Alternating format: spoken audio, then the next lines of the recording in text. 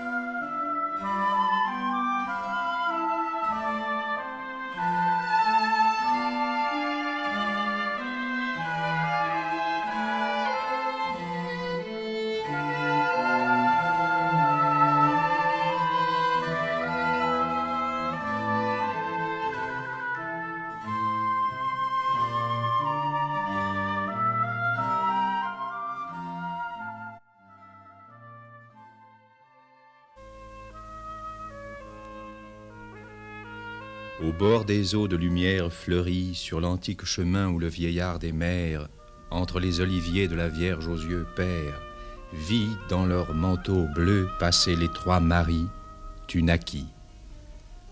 Ton enfance heureuse a respiré l'air latin qui nourrit la limpide pensée et favorise au jour sa marche cadencée.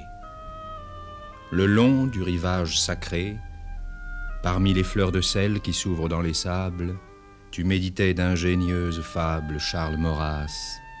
Les dieux indigètes, les dieux exilés et le dieu qu'apporta Madeleine t'aimaient. Ils t'ont donné le roseau de Silène et l'orgue tant sacré des pins mélodieux pour soutenir ta voix qui dit la beauté sainte, l'harmonie et le cœur des lois traçant l'enceinte des cités et l'amour et sa divine sœur, la mort qui l'égale en douceur.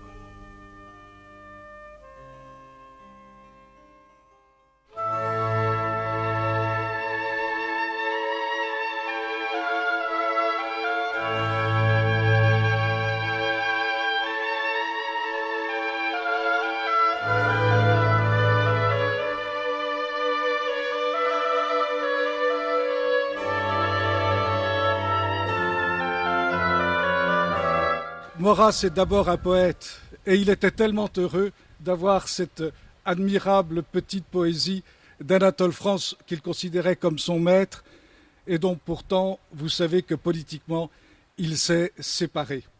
Et il s'est séparé parce que la vérité comptait d'abord pour lui.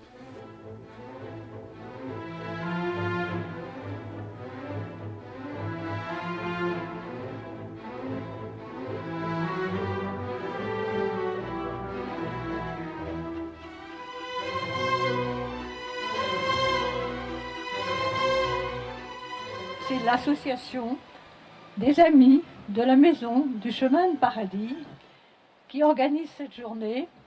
Et cette association, elle a comme présidente Nicole Maurras, alias Madame Jacques Maurras, ici présente.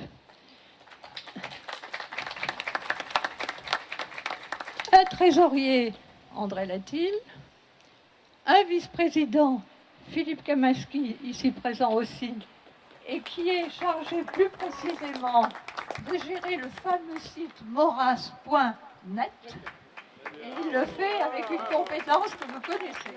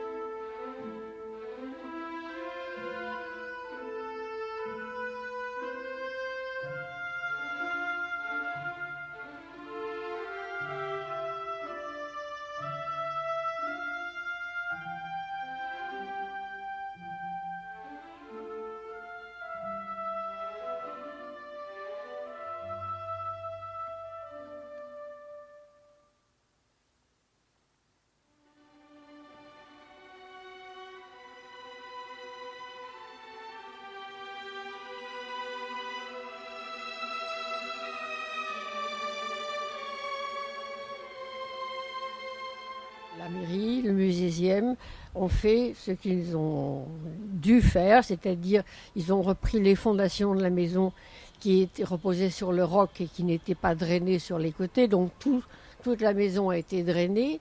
Et puis récemment, ils ont refait toute cette partie du mur sur laquelle il y avait une fissure. Et le jardin, comme vous le voyez, est bien entretenu. La maison, pour l'instant, est fermée au public parce que la bibliothèque est en cours de traitement. Tous les livres, déjà 15 000 volumes, ont été dépoussiérés avec un aspirateur spécial. Donc ça sera terminé pour la fin de l'année. On rouvrira, on refera la réfection de la pièce qui sert de bibliothèque. On remettra des rayonnages qui ont dû être brûlés à cause des termites. Et donc il y aura une bibliothèque, je pense, dans les mois qui viennent. Mais enfin, je ne peux pas encore vous dire quand. Bien, je passe donc la parole à maître Jacques Trémollet de Villers. Ici, dans ce jardin qui s'est souvenu, mes 5 arpents de fleurs, de fruits, d'herbes arides, de pins dorés, de cibrés noirs, et ma belle maison que nuage ne ride, est-il besoin de vous revoir? Dans ce jardin, j'ai vraiment besoin de parler non pas d'une œuvre, mais d'un homme, parce que la rencontre pour moi de Charles Maurras, c'est la rencontre d'un homme. J'avais pas tout à fait 14 ans. Et j'étais dans un état de doute, plus que de doute profond, ayant été élevé dans une famille catholique et dans une école catholique. J'étais tombé tout à fait par hasard sur un livre de catéchisme de ma sœur aînée, qui était en classe de philosophie, et où l'auteur exposait les thèses antichrétiennes de Marx, de Nietzsche, d'Hegel, et en face, la réponse chrétienne. Et la réponse chrétienne me paraissait tellement nulle par rapport à la philosophie de Marx, d'Hegel et de Nietzsche, que je me suis dit, dans un instant de saisissement, qui n'a rien à voir avec la complicité et à la complexité et l'ampleur du mystère maurassien, mais qui, à ma petite échelle, était un mystère personnel, mais c'est pas possible, on m'a raconté n'importe quoi, et je peux pas croire à cette religion qui est un ensemble de rites et de morales qui n'ont aucun lien et aucun fondement rationnel. Et je me suis trouvé dans un état de doute et d'angoisse extraordinaire, parce que je ne voulais pas faire de la peine à mes parents qui étaient catholiques, et en même temps je ne pouvais pas aller contre ce qui me semblait la raison et l'intelligence même. Est-ce que mon père l'a su? Est-ce qu'il ne l'a pas su? Vous savez, entre le père et le fils, il y a beaucoup de secrets, il y a beaucoup de non-dits, il y a beaucoup de pudeur. Mais simplement un jour, dans la pièce du 3 de la rue Copernic, qui aujourd'hui est mon bureau, où j'ai la bibliothèque qui était sa bibliothèque, il a pris un livre qui est La Balance intérieure et il m'a dit « Tu devrais lire ça ». Et j'ai commencé, j'ai pas lu la préface, et j'ai commencé à lire la Balance intérieure et je n'ai rien compris. Mais comme Maurras le dit lui-même, si l'intelligence convainc, c'est le rythme qui persuade. J'ai chanté, je n'ai même pas récité, j'ai chanté par cœur. Ô vous, personne blanche, pure des mots déjà souffert, je vous distingue, sous les branches d'un clos de myrte toujours vert, le long des souples asphodèles s'éveillent des grands yeux surpris, je reconnais mes cœurs fidèles dans l'entrelacs du tamari. Et je ne savais pas du tout ce que ça voulait dire, mais je me disais, mais c'est fabuleux, c'est fantastique. Et cette poésie m'a ramené sans l'ombre d'un raisonnement, sans l'ombre d'une discussion. Elle a pulvérisé Nietzsche, Freud, Marx, tout ce que j'avais lu, en me replaçant dans un univers qui est l'univers catholique. Et ensuite, quand longtemps après j'ai découvert, en lisant Le Bienheureux Pidis, sauveur de la France, Maurras dit au détour d'une phrase, d'autres aussi incroyants que moi, j'ai dit mais c'est pas possible, cet homme n'était pas incroyant. Et alors j'ai questionné, j'ai interrogé, j'ai vu, j'ai découvert et j'ai lu tout le mystère de Maurras, et ça me paraissait invraisemblable que l'homme qui m'avait ramené à la foi catholique, qui m'avait ouvert le chemin qui depuis ne s'est plus jamais refermé, de la foi catholique, était resté au seuil, ou avait buté sur le seuil, ou était entré dans un mystère, ce que je crois beaucoup plus profond, et dans une lutte avec l'ange qui a duré jusqu'à la fin. Et je pense qu'il y avait quelque chose de cette volonté, de cet esprit qui ne voulait pas se laisser abattre ou se laisser convaincre ou se laisser séduire par tout ce qui n'était pas sérieux ou qui pouvait... Enfin bref. Et en relisant la préface de la musique intérieure et de la balance intérieure et en la relisant pour les auditeurs de Radio Courtoisie, 50 ans après l'avoir découverte, j'ai trouvé des choses que je n'avais pas comprises. Et j'ai trouvé, c'est mon second point, si on peut dire, de ce que je voulais vous dire, que Maurras, c'est d'abord un cœur fervent, un cœur passionné. Et que avant la raison, au-delà de la raison et avec la raison, c'est le cœur qui parle, les fins muettes du cœur, qui d'ailleurs est là. Et c'est pour ça que je suis vraiment très, très ému aujourd'hui de parler ici. Je pense qu'on pourrait être tous très émus de parler ici, devant le cœur de Maurras, avec cette inscription « Lamar, bello plano, es mugu, dodo paradis, es lavandgoud », qui est le chant 10 de Mireille. Et quand Mireille va mourir et qu'elle voit la mère qui l'a conduit au paradis et que les saintes l'évangélisent et lui apprennent qu'au-delà de l'amour humain, mais en même temps à travers l'amour humain, elle perce et elle transperce et elle arrive dans l'amour divin, et que la mère, qui est ce qu'il y a de plus naturel, et qui parfois est ce qu'il y a de plus méchant, et ce qui parfois est de plus terrible, est en même temps la face du ciel, l'autre face du ciel, et que rien au monde n'épouse complètement le ciel comme la mer. Le ciel couvre la mer et lui donne toutes ses couleurs, et la mer frémit à ce que le ciel lui donne, et c'est l'union du ciel et de la terre. C'est l'union du surnaturel et du naturel. C'est le lien qui fait de ce que Thibon appelait de Maurras le génie religieux de Maurras, au sens fort du terme, de celui qui relie tout ce qui a été séparé, le naturel et le surnaturel, l'humain et le divin, la foi et la raison, l'intelligence et le cœur, la sensibilité et la raison, insensibilité, mère de déraison. Il y a vraiment dans cette conduite, et vous avez dit tout à l'heure, le maître, pour moi, il a été, et il continue, et il sera, je pense, jusqu'au bout, et c'est pour ça que j'ai voulu venir, en traversant la Méditerranée, de ma Corse maternelle jusqu'ici, et en la repassant, simplement pour venir faire un acte. Ce que m'a dit mon épouse, elle me dit, mais qu'est-ce que tu vas faire là, à Martigues? Je dis, je vais faire un acte de piété.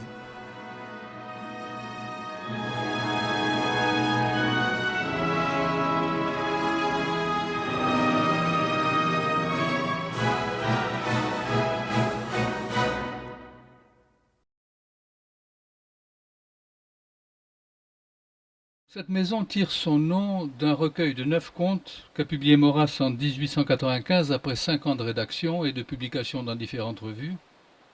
Et ça ouvre aujourd'hui le tome 1 de ses œuvres capitales.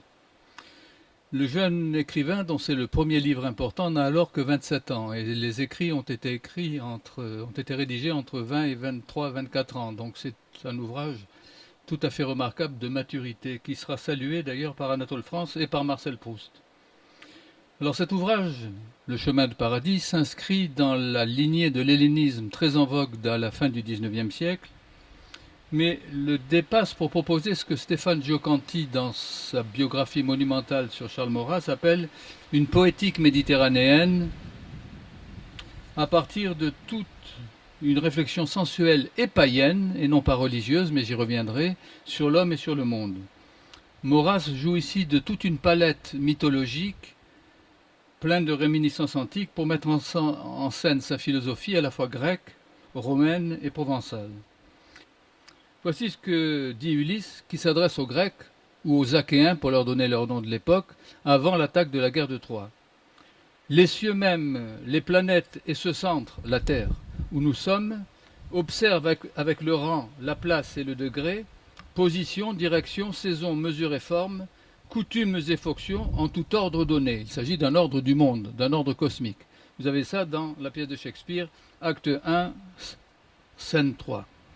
Autrement dit, pour Shakespeare, dont s'inspire Edgar Poe, dont s'inspire Charles Maurras, et d'autres auteurs que je ne citerai pas, le monde nous oriente vers une hiérarchie des êtres que les hommes devraient suivre selon l'Ulysse de Shakespeare et le Monos d'Edgar Poe dans le colloque de Monos et Una. Et il va de soi que cette inspiration mythique et cosmique convient admirablement aux idées de Charles Maurras. Sa critique de la démocratie, ne l'oubliez pas, vient du fait que la démocratie, pour lui, met en péril l'ordre du monde. Pas simplement l'ordre de la cité, mais l'ordre du monde. Et en même temps, cette critique est liée à sa fascination, en tout cas à l'époque, pour la mort. Le chemin de paradis, je le rappelais pour commencer, devait s'appeler la douce mort. Comment en effet s'engager sur ce chemin de salut qu'est le chemin de paradis, sans passer par les portes de la mort? Un autre conte du même recueil porte comme titre « La bonne mort », non plus la douce mort, mais la bonne mort. Il met en scène un adolescent, Octave, déchiré entre un goût effréné de jouir et un violent appétit de paix religieuse.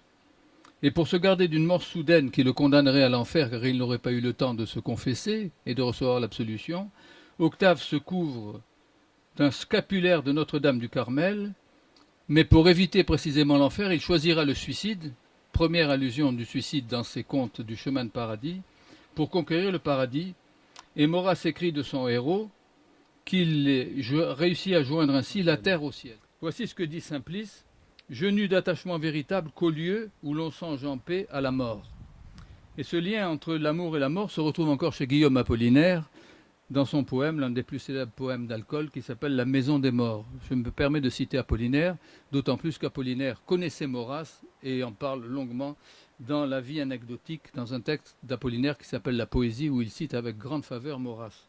Voici le texte très très rapide, les 5 vers de La maison des morts d'Apollinaire. Ça sonne exactement comme du Maurras, exactement comme si Apollinaire avait lu pour écrire Alcool le texte de Maurras sur Simplice. Car y a-t-il rien qui vous élève comme d'avoir aimé un mort ou une morte? On en devient si pur qu'on en arrive, dans les glaciers de la mémoire, à se confondre avec le souvenir. Alors tout l'ouvrage du chemin de paradis est donc conduit par la métaphore du chemin, de la vie présente vers le paradis futur, à travers une épreuve absolument inéluctable, à travers le passage totalement inéluctable de la mort. Merci de votre attention.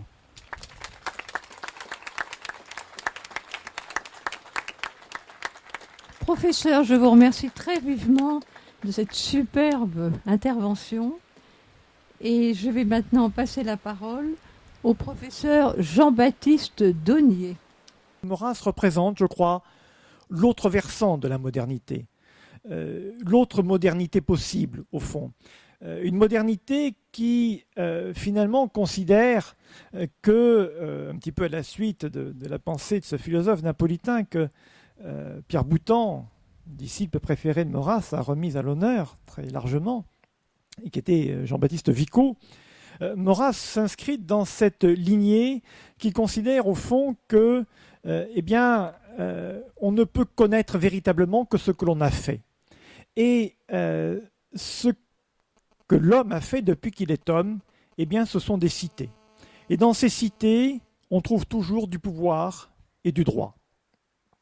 Et cette articulation, cette relation entre le pouvoir et le droit me semble être l'un des apports essentiels de Maurras à ce que pourrait être une pensée juridique renouvelée qui sortirait justement de cette crise de la modernité juridique.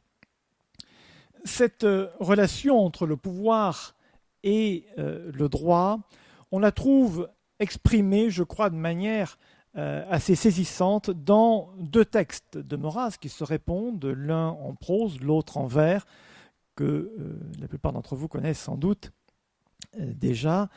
Il s'agit bien entendu d'Antigone, Vierge Mère de l'Ordre. Maurras a cette formule qui, je crois, synthétise très justement l'état actuel de notre modernité lorsqu'il parle de Créon, l'usurpateur, celui qui a pris le pouvoir, qui s'est emparé du pouvoir dans la cité, et qu'il le qualifie de faux maître affublé des oripeaux du droit. Le faux maître, car il a travesti le pouvoir en s'en emparant de manière illégitime, et ce faux maître, il est affublé des oripeaux du droit, de la dépouille du droit, d'un droit complètement mort, figé, mais qu'il utilise au fond comme seul fondement de son pouvoir usurpé.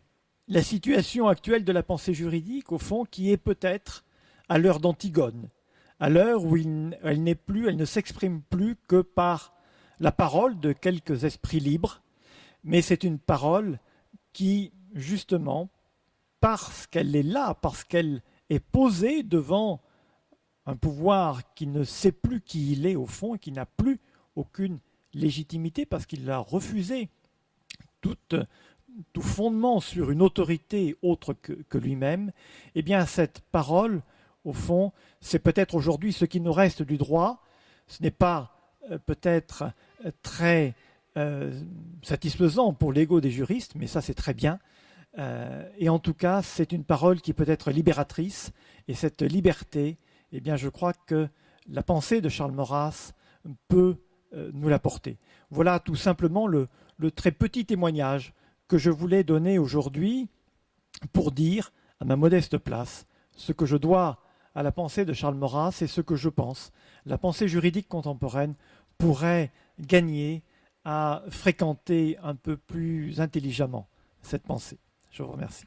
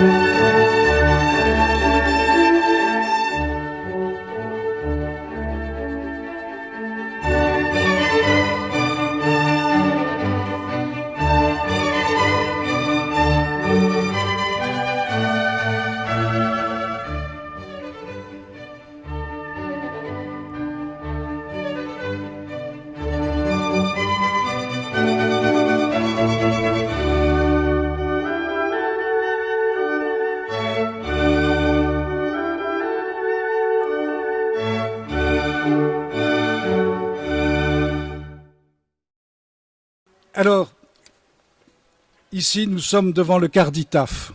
C'est extrêmement émouvant, tous les orateurs l'ont dit. Le cœur de Maurras est là dans la boîte à bijoux de sa mère. Et la boîte était trop petite, me dit Nicole Maurras.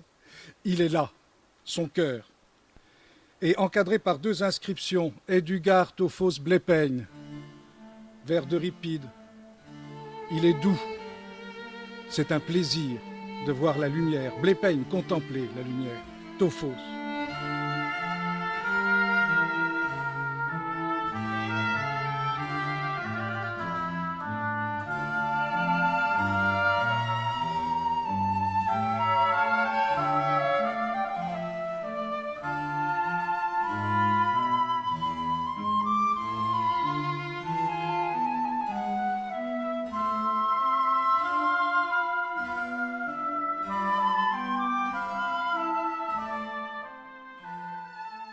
L'œuvre de Maurras fut un amour de la France, ça a été dit ce matin par l'abbé, ça a été dit tout à l'heure par Jacques Trémollet, fut l'amour de la France, et au service de cette France qu'il aimait, il a mis sa connaissance et sa connaissance politique.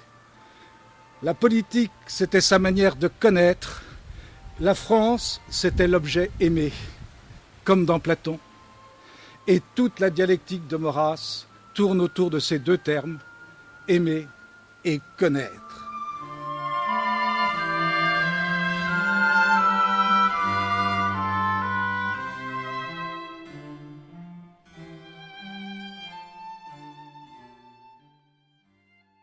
S'il m'était offert de revivre l'une de mes heures passées, je n'hésiterais pas à choisir ma petite enfance.